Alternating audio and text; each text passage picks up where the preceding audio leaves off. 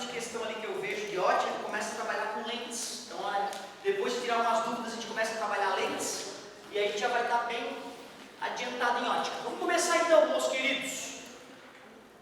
Página 150, exercício 2. Uma pessoa aproxima paralelamente a um espelho plano um objeto retilíneo de altura H e depois o afasta. O gráfico que representa a altura x da imagem dada pelo espelho em função do tempo é... Legal. Nós vimos, pessoal, que espelho plano, quando a gente tem um objeto diante do espelho plano, a imagem se forma à mesma distância do objeto até o espelho. A imagem se forma com a mesma distância até o espelho que o objeto está no espelho. Objeto. Imagem. E nós escrevemos as características, né? Nós falamos que ela é virtual por ela ser uma alucinação no teu cérebro, ser feita de prolongamentos de raio de luz. Nós dizemos que ela é direita por ela estar de cabeça para cima. Nós dissemos que ela é do mesmo tamanho. E a gente também disse que ela é reversa. Reversa significa que tu levanta a mão direita, a imagem levanta a mão esquerda dela, né? Para ficar bonita, a gente poderia dizer que ela é simétrica ou enantiomorfa. É um nome bonito para descrever aí. Enantiomorfa. Olha aí, é do mesmo tamanho, independente da distância do objeto ao espelho. Quando tu te vê bem perto do espelho, tu percebe que está do mesmo tamanho. Quando tu te afasta, tem a sensação de estar menor. Mas é um efeito geométrico, é uma alucinação devido à distância. A altura continua a mesma, por incrível que pareça. Quer dizer que se eu pego um objeto e desloco, aproximo, depois afasto, e aproximo e afasto. Se eu vou fazer um gráfico da altura do objeto em função do tempo, a altura continua a mesma o tempo todo. Então era acreditar naquelas características que nós escrevemos, ó, do mesmo tamanho. Eu não poderia ter escrito do mesmo tamanho se dependesse da distância até o espelho. Eu teria que falar, olha, para uma distância do espelho tal, ela é do mesmo tamanho, mas para outras distâncias ela fica maior, menor ou igual. Então é o gráfico que representa uma linha reta, letra A de amor.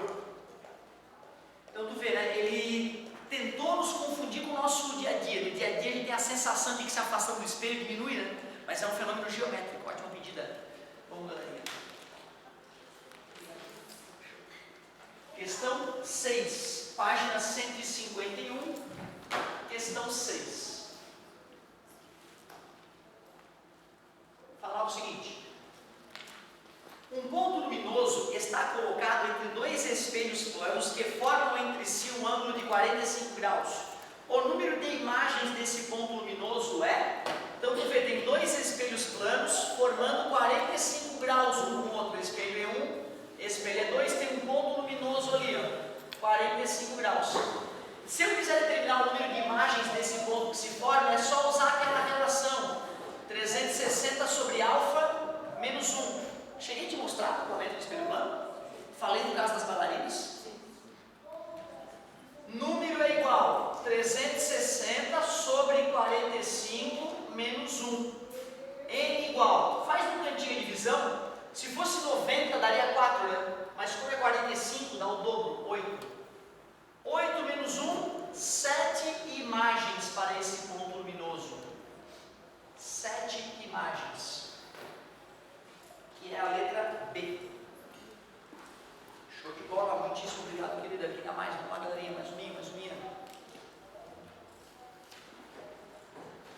Olha, enquanto as dúvidas, né, depois me pede aí uma duvidazinha se ela surgir.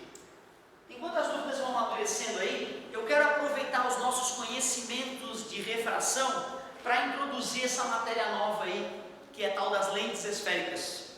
Muito importante porque conhecendo as lentes esféricas, nós vamos aprender a curar os defeitos de visão das pessoas usando essas lentes adequadamente.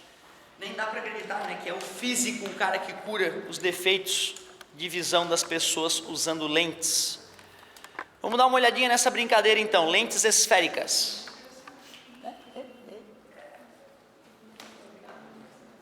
Show. Linda. E é o que eu precisava, eu queria que aparecesse uma refraçãozinha aí para a gente discutir.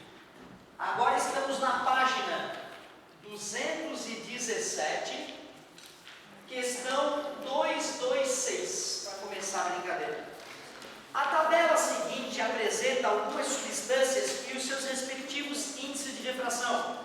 Água, 1,33, álcool etílico, 1,63, glicerina, 1,47, quartzo cristalino, 1,54, vidro comum, 1,5. Então, para o mesmo ângulo de incidência, diferente de zero, o maior desvio na direção de um raio de luz que se propaga no ar ocorrerá quando penetrar. Então, tu vê, ele está me dizendo que tem um cara que se propaga no ar. Vocês lembram qual é o índice de refração do ar? 1, né? Aproximadamente 1. Ele diz que chega um raio que tem um certo ângulo que não é zero, então tem um ângulo alfa de incidência. Ele quer saber qual meio que eu devo colocar aqui embaixo para o raio sofrer o maior desvio possível. Primeiro eu te pergunto, tem como o raio se afastar do normal nesse caso? Não, né? Porque o menor índice de refração que existe é o 1, né? Que é do vácuo, né? Tudo bem que se eu colocasse vácuo ali embaixo, né, ia dar uma afastadinha de nada. Mas se eu já disse que o índice de refração do ar é 1, é o menor que existe. Então a única possibilidade para esse raio de luz é se aproximar da normal, já que a velocidade dele vai diminuir. Certo? E maior será a aproximação quanto maior for a redução da velocidade. Ou seja, eu preciso de um material o mais refringente possível. E mais refringente significa com maior N. Daqueles materiais, qual que tem o maior N? O álcool etílico. Álcool etílico.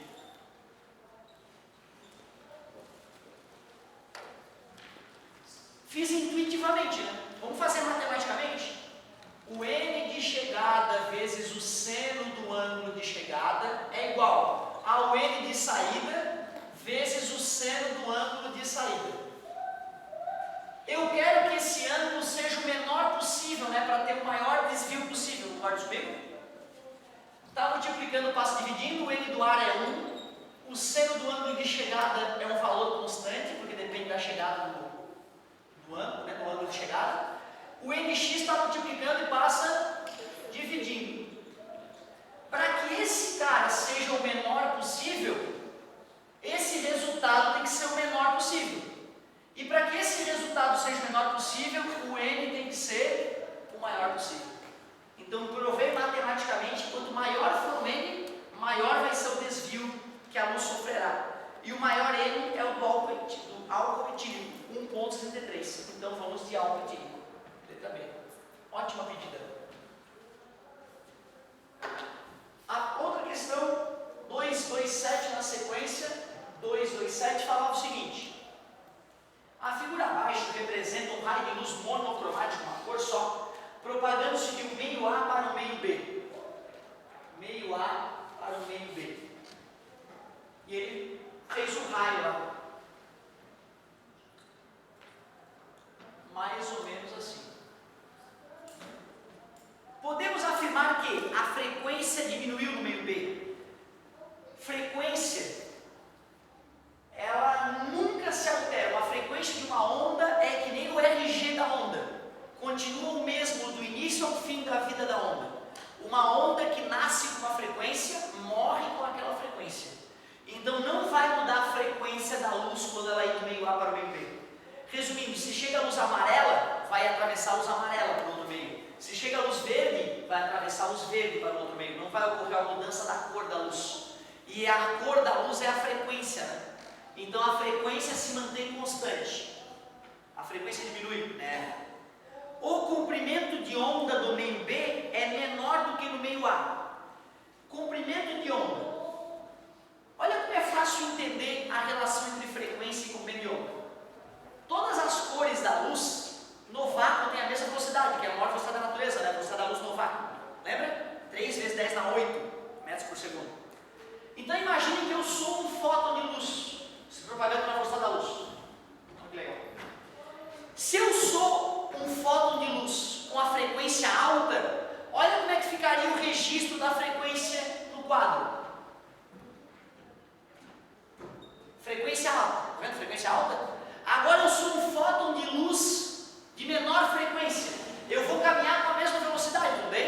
Só que agora eu vou fazer uma frequência menor, beleza? Uma frequência menor.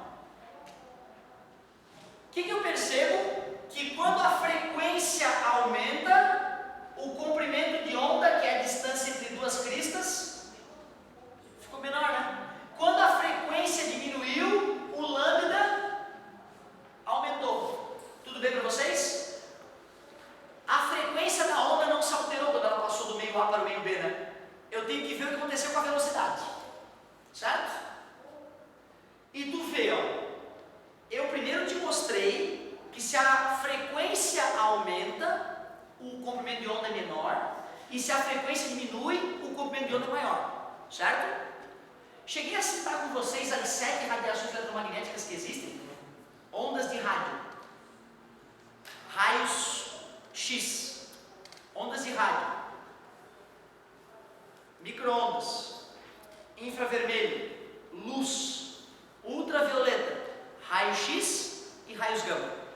Essa ordem é com um aumento de frequência, cada vez com a frequência maior. Então é cada vez com o comprimento de onda menor. Das ondas que eu citei, a que tem maior comprimento de onda é a onda de rádio. E a que tem menor comprimento de onda é os raios gama. Tudo bem? Só que aqui o problema é diferente, né?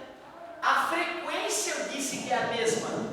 Então esse estudo que eu te mostrei ali não vai te ajudar a resolver o problema. O que muda quando uma onda passa de um meio para o outro? O que é que muda? É a velocidade. Quer dizer que eu tenho que te mostrar o que acontece com o lambda quando muda a velocidade. Então eu vou ficar sempre com a mesma frequência e vou tentar mudar a minha velocidade, beleza? Vou começar andando devagarzinho e vou começar a andar cada vez mais rápido. O que eu percebo?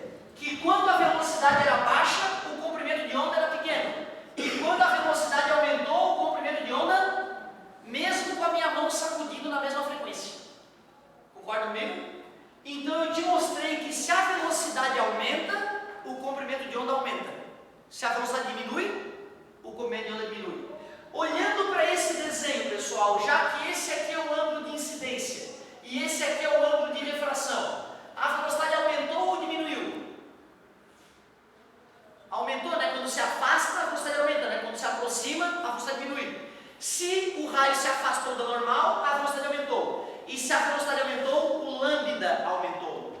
Como VB é maior que VA, o lambda, o comprimento de onda da luz no meio B, é maior que o comprimento de onda da luz no meio A. Eu não dei ênfase nessa parte, eu não dei ferramenta para vocês matar essa questão. Tu não ter conseguido matar essa questão, a culpa é minha. É eu não ter trabalhado, se bem que a gente não viu ondulatória ainda, né? É na parte de ondulatória que a gente acrescenta esses raciocínios. Mas que bom, já apareceu então a primeira discussão sobre isso. O comprimento de onda no meio B é menor do que no meio A? Não. A velocidade de propagação no meio B é igual ao meio A. Se fosse igual, o raio deveria ter passado reto. Que nem da água para o vidro. Não, do tetracloroetileno para o vidro. Lembra que eu comentei que tem um material líquido tetracloroetileno que a velocidade da luz no vidro e no tetracloroetileno é o mesmo? E aí o mágico esconde, né, uma lâmina de vidro mergulhando ela no tetracloroetileno, certo? Então não, a velocidade de propagação, se fosse igual, o raio teria passado reto. O comprimento de onda no meio B é igual ao meio A? Não, acabamos de confirmar que o comprimento de onda no meio B é maior. A velocidade aumentou, o lambda, o comprimento de onda aumentou. A velocidade de propagação no meio B é maior do que no meio A. Até daria para matar essa questão com as aulas que a gente teve, né? Só não daria para refletir sobre o comprimento de onda. Então, que bom que tu pediu, porque a gente pôde falar um pouquinho sobre o comprimento de onda. Era a letra E. Professor, tu pode me provar matematicamente que a velocidade aumentou? Porra, que pergunta bonita, é claro que eu posso, com prazer. O MA vezes o seno do ângulo de incidência é igual ao MB vezes o seno do ângulo de refração. Essa é a fórmula clássica, né? Segundo a lei da refração, a lei Snell-Descartes. O que é o N mesmo? É C sobre V, né? Se for o N do material A, é C sobre VA. O N do material B, C sobre VB. Vou cortar o C de um lado e do outro e vou escrever que seno de I passa dividindo sobre o seno de R é igual a VA sobre VB. Quem que é maior, I ou R? R. Então tu aceita que esse número de baixo é maior que o número de cima? Para que a igualdade exista, esse número de baixo tem que ser maior que o número de cima. Provei matematicamente que VB é maior que VA. Se bem que, cara, essa decoreba eu recomendo. Se o raio se aproxima da normal, a velocidade diminuiu. Se o raio se afasta da normal, a velocidade aumentou. Isso ajuda a matar um monte de questãozinho. Muitíssimo obrigado. Quem dá mais? Tenha vontade, meus queridos, vocês são os donos da aula.